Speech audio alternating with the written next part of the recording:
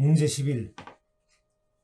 물류시설의 개발 및 운영에 관한 법령상 복합물류터미널 사업에 관한 설명으로 옳은 것은 보기 1.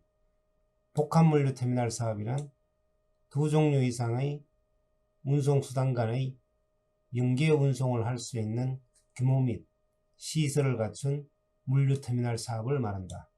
맞는 내용입니다. 운송수단의 대표적인 네 가지가 화물운송, 철도운송, 해상운송, 항공운송이 있죠. 우리나라의 경우 복합물류터미널은 화물운송과 철도운송이 연계되는 터미널 사업을 말합니다. 우리나라에 복합물류터미널이 5곳이 있습니다. 군포, 조치원, 경북 칠곡, 양산, 그리고 전라권의 장성에 있습니다. 보기 2. 항만공사법에 따른 항만공사는 복합물류터미널 사업에 등록을 할 수 있는 자에 해당하지 않는다. 항만공사 복합물류터미널 사업 등록할 수 있습니다. 이외에 복합물류터미널 사업 등록을 할 수 있는 공공기관으로는 철도공사, 토지주택공사, 도로공사, 수자원공사, 농어촌공사 등이 있습니다. 보기 3. 물류시설의 개발 및 운영에 관한 법률을 위반하여 벌금형을 선고받은 후 1년이 지난 자는 복합물류터미널 사업에 등록을 할 수 있다. 1년이 아니고 2년이 지나야 됩니다. 벌금형을 선고받은 후 2년이 지난 자는 복합물류터미널 사업 등록을 할 수 있습니다. 보기 4. 부지 면적이 3만 제곱미터인 경우는 복합물류터미널 사업의 등록 기준 중 부지 면적 기준을 충족한다. 부지 면적 충족 기준은 3만 제곱미터가 아니고 3만 3천 제곱미터입니다. 보기 5. 복합물류터미널 사업자가 그 등록한 사항 중 영업소의 명칭을 변경하려는 경우에는 변경 등록을 해야 한다. 영업소 명칭 변경은 경미한 사항입니다. 일반적으로 중요한 사항을 변경하려는 경우에는 변경 등록을 하지만 영업소 명칭 등 경미한 사항은 변경 등록의 예외 사항이 되겠습니다. 따라서 맞는 답은 1번이 되겠습니다.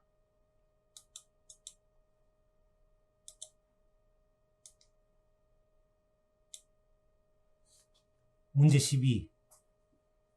10번 문제. 물류터미널의 개발 및 운영에 관한 법률상 물류시설 개발 종합계획에 포함되어야 하는 사항으로 옳은 것을 모두 고른 것은 기억, 물류시설의 지역별, 규모별, 연도별 배치 및 우선순위에 관한 사항. 이러한 사항은 시설 개발의 주요한 사항이 되겠죠. 지역별로 안배 또는 규모, 그리고 연도별, 그리고 우선순위는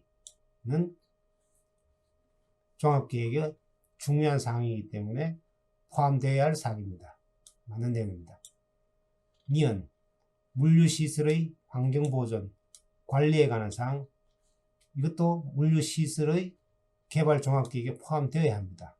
앞에서 언급한 것 같이 환경, 중요시되죠. 디귿, 도심지에 위치한 물류시설의 정비와 교외 이전에 관한 사항.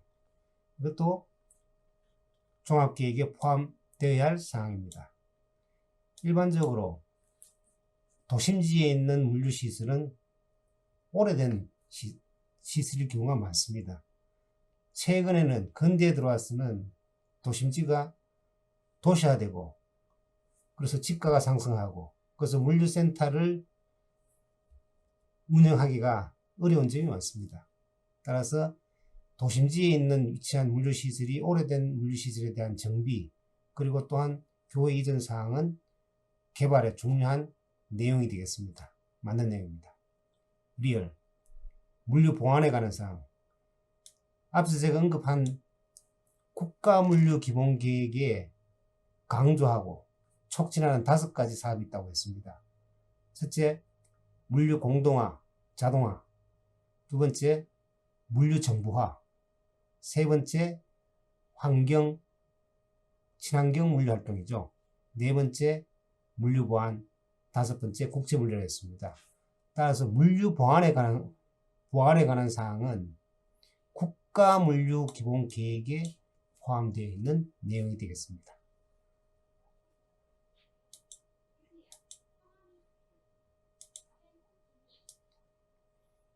13번 문제. 물류 시설의 개발 및 운영에 관한 법률상 물류터미널 사업에 관한 설명으로 옳지 않은 것은 단 물류터미널은 국토의 계획 및 이용에 관한 법률에 따른 도시 군 계획 시설에 해당하는 물류터미널에 한정한다. 보기 1. 물류터미널 사업자는 물류터미널의 건설을 위하여 필요한 때에는 다른 사람의 토지에 출입하거나 이를 일시 사용할 수 있다. 맞는 내용입니다. 물류터미널 건설에 필요할 경우가 되겠죠. 보기 1번 맞는 내용입니다.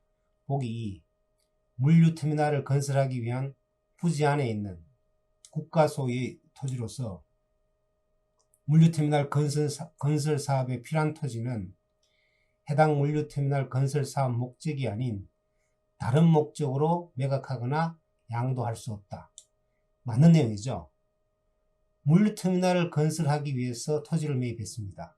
근데 다른 주택을 건설하거나 상가를 건설한다? 이게 문제가 있죠. 따라서 물류터미널 건설 본연의 목적이 아닌 다른 목적으로는 매각, 양도할 수 없습니다. 보기 3. 복합물류터미널 사업자는 복합물류터미널 사업의 전부 또는 일부를 휴업하거나 폐업하려는 때에는 미리 국토교통부 장관에게 신고해야 한다. 이것도 맞는 내용입니다.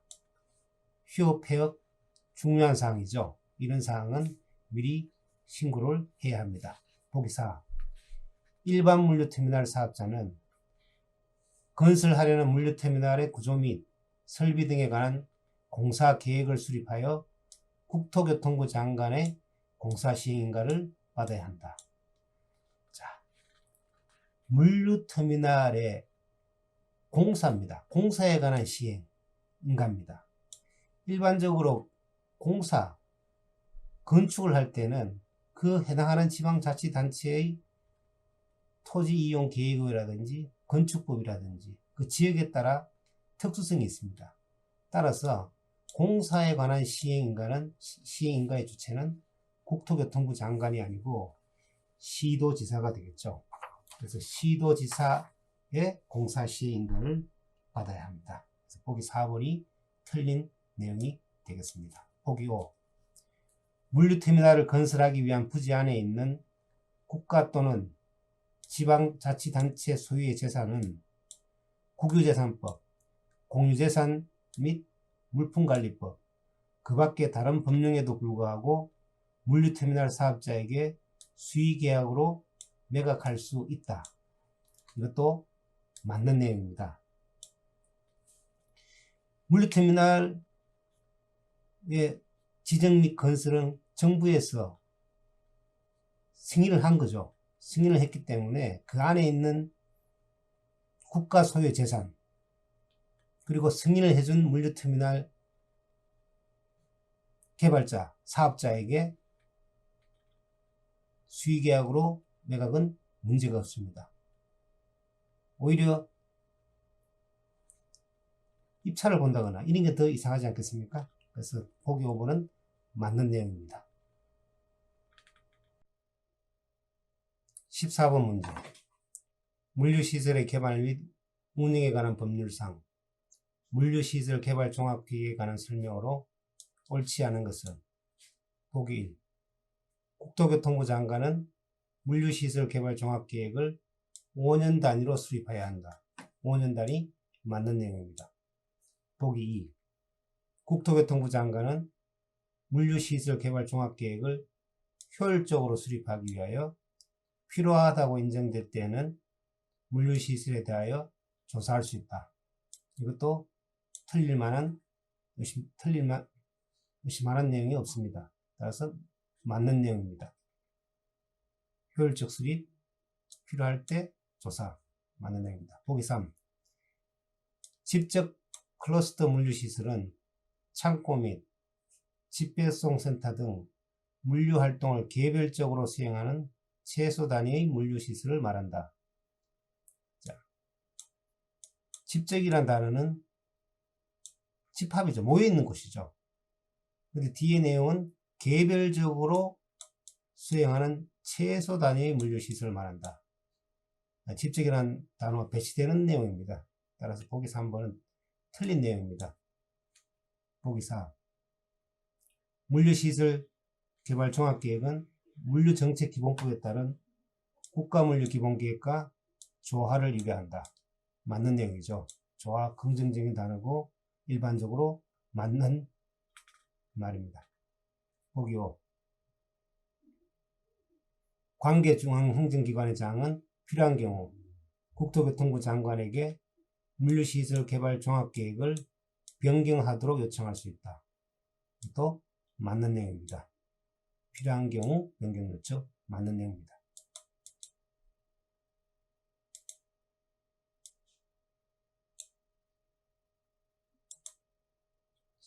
문제 15. 15번 문제. 물류시설의 개발 및 운영에 관한 법령상 물류단지의 개발 및 운영에 관한 설명으로 옳은 것은 보기 1. 도시첨단 물류단지 개발 사업의 경우에는 물류단지 실수요 검증을 실수요 검증위원회의 자문으로 가름할 수 없다. 자, 일반적으로 실수요 검증위원회는 실수요 검증하는 전문위원회가 되겠죠. 따라서 정확성과 타당성을 갖고 있다고 봐야 되겠죠. 그래서 실수요 검증 가름할 수 있다가 맞겠죠. 네. 보기 2. 물류단지 개발 지침의 내용 중 토지 가격의 안정을 위하여 필요한 사항을 변경할 때에는 시도지사의 의견을 듣고 관계주항 행정기관의 장과 협의한 후 물류시설 분과위원회의 심의를 거쳐야 한다. 자, 물류시설 분과위원회의 역할은 물류시설에 관한 중요한 사항들의 심의죠. 물류시설의 설치, 그 다음에 규모, 그 다음에 시기, 이런 걸 심의하면 됩니다. 근데 토지 가격의 안정에 필요한 사항, 토지 가격의 안정에 필요한 사항은 물류시설 분과위원회에서 심의를 하는 사항이 아닙니다. 아니라고 봐야 되겠죠. 네, 틀린 내용입니다. 보기 3. 국가정책 사업으로 물류단지를 개발하는 경우 일반 물류단지의 지정권자는 시도지사가 된다. 자, 국가정책 사업입니다. 그리고 물류단지 개발입니다. 그리고 물류단지를 지정합니다. 이 주무장관은, 주체는 물류의 어떤 핵심적인 주무장관이 되어야 되겠죠. 시도지사가 아니고 물류사업의 핵심 주무장관인 국토교통부 장관이 지정합니다. 보기 4. 도시첨단 물류단지 개발사업의 시행자는 공공주택특별법 제2조 2호에 따른 공공주택 지분의 사업에 따른 시설과 도시첨단 물류단지 개발 사업에 따른 시설을 일단의 건물로 조성할 수 있다. 이거는 맞는 내용이 되겠죠. 틀릴 만한 의심이 되는 내용이 없습니다. 따라서 4번이 맞는 답이 되겠습니다. 보기 5. 공고된 물류단지 개발 계획안의 내용에 대하여 의견이 있는 자는 그 열람기간 내에 물류단지 지정권자에게 의견서를 제출할 수 있다. 자, 앞에서 물류단지를 개발하고 시공하는, 관장하는 부서는, 기관은 시도지사라고 했습니다. 따라서 의견이 있다면은 지정권자가 아니라 해당 시군 구청장에게 의견서를 제출하는 게 맞겠죠. 보기 5번도 틀린 내용이 되겠습니다.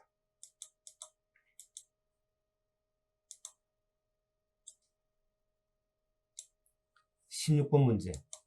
물류시설의 개발 및 운영에 관한 법령상 물류단지 개발 사업에 관한 설명으로 옳지 않은 것은 보기 1. 물류단지 지정권자는 국토교통부 장관이 되겠죠. 준공검사를 한 결과 실시 계획대로 완료되지 않은 경우에는 지체 없이 보안 시공 등 필요한 조치를 명하여야 한다. 맞는 내용이죠. 실시 계획대로 되지 않았다.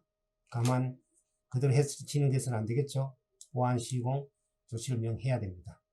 1번 맞는 내용입니다. 보기 2. 물류단지 개발 사업의 시행자는 특별한 사유가 없으면 이주자 또는 인근 지역의 주민을 우선적으로 고용해야 한다.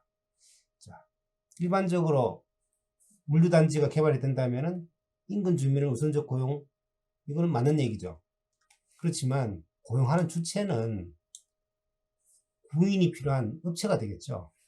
따라서 인력이 필요한 입주업체라든지 입주기관들이 고용을 할 수 있겠죠. 따라서 2번은 틀린 내용이 되겠습니다. 보기 3. 물류단지 지정권자는 물류단지 개발 사업의 시행자에게 물류단지 진입도로 및 간선도로를 설치하게 할 수 있다. 이것도 맞는 얘기겠죠. 네. 기간시설 설치해야 됩니다. 보기 4. 시도지사 또는 시장 군수는 물류단지 개발 사업을 촉진하기 위하여 지방자치단체에 물류단지 개발 특별 회계를 설치할 수 있다. 이것도 맞는 내용이죠. 네. 촉진 그리고 지방자치단체 특별회계 설치할 수 있습니다. 보기 5. 물류단지 개발 사업의 시행자는 물류단지 안에 있는 기존의 시설을 철거하지 아니하여도 물류단지 개발 사업에 지장이 없다고 인정한 때에는 이를 남겨두게 할 수 있다. 맞는 내용입니다. 지장이 없을 경우가 되겠죠. 그죠? 지장이 없을 경우에는 남겨두게 할 수 있습니다. 맞는 내용입니다.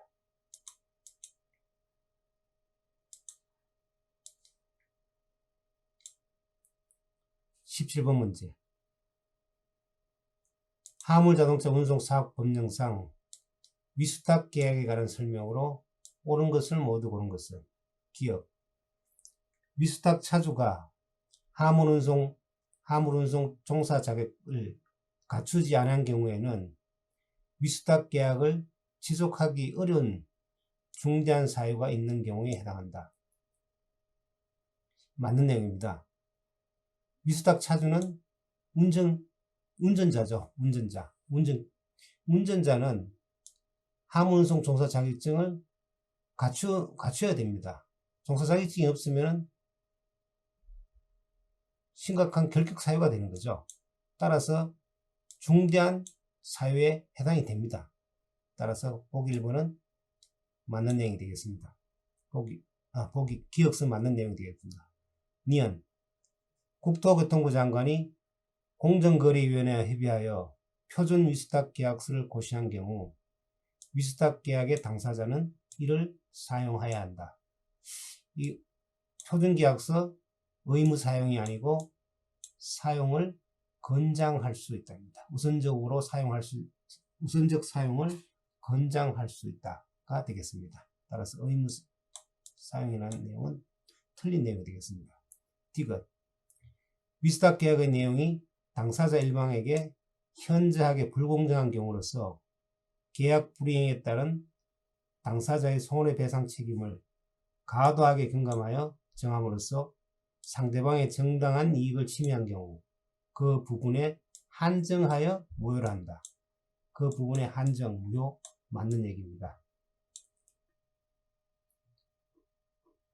18번 문제.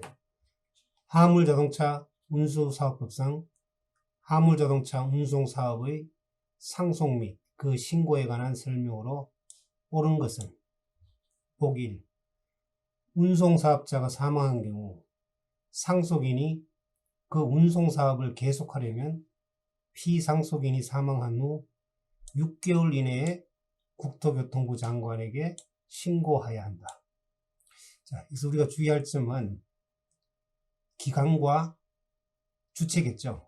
그리고 신고인지 허가사항인지. 주체와 신고, 국토교통부 장관에게 신고해야 한다는 내용은 맞습니다.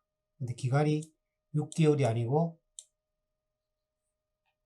90일입니다. 90일 이내에 국토교통부 장관에게 신고하여야 한답니다. 1번 내용은 틀린 내용입니다. 2번, 보기 국토교통부 장관은 신고한 날로부터 14일 이내에 신고 수리 여부를 신고인에게 통지하여야 한다. 마찬가지로 주체는 국토부 장관이 맞습니다. 신고사항도 맞고. 근데 기간이 14일이 아니고 5일 이내입니다. 14일은 민원이 제기된 내용이기 때문에 14일은 깁니다. 5일 이내에 신고 수리 여부를 통지해야 한다가 되겠습니다. 보기 3. 국토교통부 장관이 화물자동차 운수사업법에서 정한 기간 내에 신고 수리 여부를 신고인에게 통지하지 아니하면 그 기간이 끝난 날에 신고를 수리한 것으로 본다. 끝난 날이 아니고 끝난 날의 다음 날에 신고를 수리한 것으로 본답니다. 3번 내용도 틀린 내용입니다. 보기 4. 상속인이 상속 신고를 하면 피상속인이 사망한 날로부터 신고한 날까지 피상속인에 대한 화물자동차 운송사업의 허가는 상속인에 대한 허가로 본다. 이거는 맞는 내용입니다. 사망 시점부터 신고 그리고 상속인까지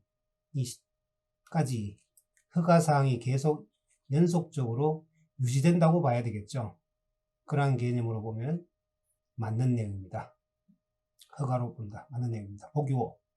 상속인이 피상속인의 화물자동차 운송사업을 다른 사람에게 양도하려면 국토교통부 장관의 승인을 받아야 한다. 화물자동차 운송사업의 양도는 승인사항이 아니라 신고사항입니다. 따라서 다른 사람에게 양도하려면 국토교통부 장관에게 신고를 해야 한다가 맞는 내용입니다.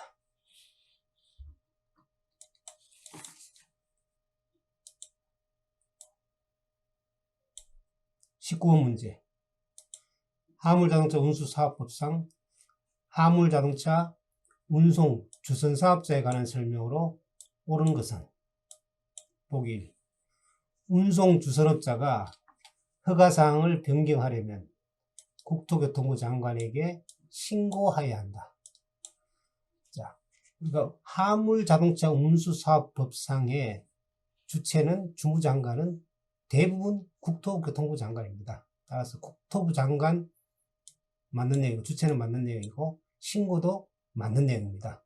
허가사항 변경은 신고사항입니다. 보기 1번이 맞는 내용입니다. 보기 2. 운송주선업자는 주사무소 외의 장소에서 상주하여 영업하려면 국토교통부 장관에게 신고해야 한다. 마찬가지로 화물자동차 운수사업법상의 주무장관은 국토부 장관.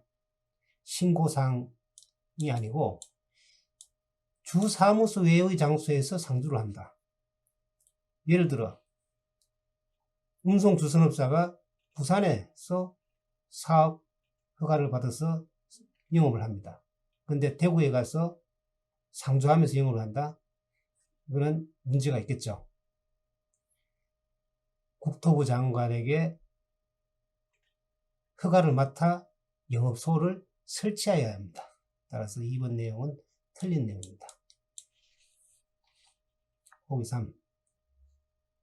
운송주선업자는 하주로부터 중개를 의뢰받은 화물에 대하여 다른 운송주선업자에게 수수료를 받고 중개를 의뢰할 수 있다. 자, 중개받은 화물을 다시 다른 운송주선업자에게 중개를 한다. 수수료를 받고. 문제가 있겠죠. 중개할 수 없습니다. 다단계가 되겠죠. 어떻게 보면 운송 질서를 어지럽히는 문제가 있는 겁니다. 따라서 중개 의뢰할 수 없습니다. 보기 4. 운송주선업자가 운송사업자에게 화물을 운송을 위탁하는 경우에는 운송가맹사업자의 화물정보망을 이용할 수 없다. 화물정보망 이용할 수 있습니다. 보기 4번도 틀린 내용입니다. 정보망을 이용할 수 있습니다. 보기 5. 부정한 방법으로 화물자동차 운송주선 사업의 허가를 받고 화물자동차 운송주선 사업을 병행한 자는 과태료 부과 대상이다. 자, 부정한 방법으로 허가를 받았다.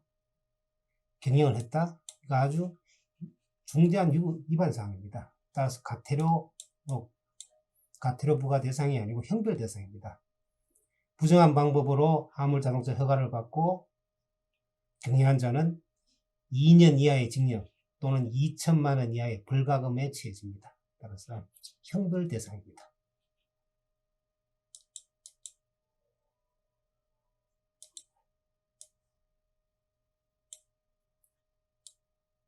(20번) 문제.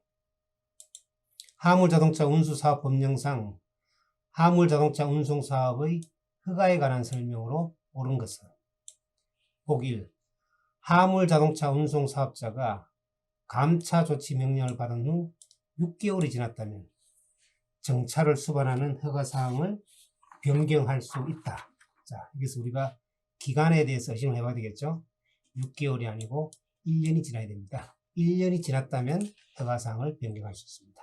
보기 2. 화물자동차 운송사업자는 허가받은 날로부터 3년마다 허가기준에 관한 사항을 신고해야 한다. 자, 신고사항은 맞습니다. 하지만 기간에 의심해봐야 되죠. 기간이 3년이 아니라 5년마다입니다. 따라서 보기 2번도 틀린 내용입니다. 보기 3. 국토교통부 장관은 운송사업자가 사업 정지 처분을 받은 경우 주 사무소를 이전하는 변경 허가를 할 수 있다. 자, 사업 정지 처분을 받았습니다. 사업을 할 수 없습니다. 그런데 주 사무소를 이전하는 허가를 한다? 변경 허가 하에서는 안 됩니다. 보기 3번도 틀린 내용입니다. 보기 4. 화물자동차 운송사업의 허가에는 기한을 붙일 수 없다. 기한을 붙일 수 없다가 아니라 기한을 붙일 수 있다가 됩니다. 보기 4번도 틀린 내용입니다. 보기 5. 화물자동차 운송사업자가 상호를 변경하려면 국토교통부 장관에게 신고해야 한다.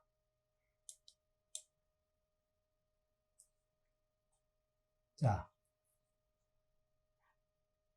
주체는 국토부 장관 맞습니다. 화물자동차 운수사업법령상 주체는 대부분 주무장관은 국토교통부 장관이 되겠습니다. 그리고 신고사항 맞습니다. 운송사업자의 상호 변경은 신고사항입니다. 따라서 보기 5번이 맞는 내용입니다.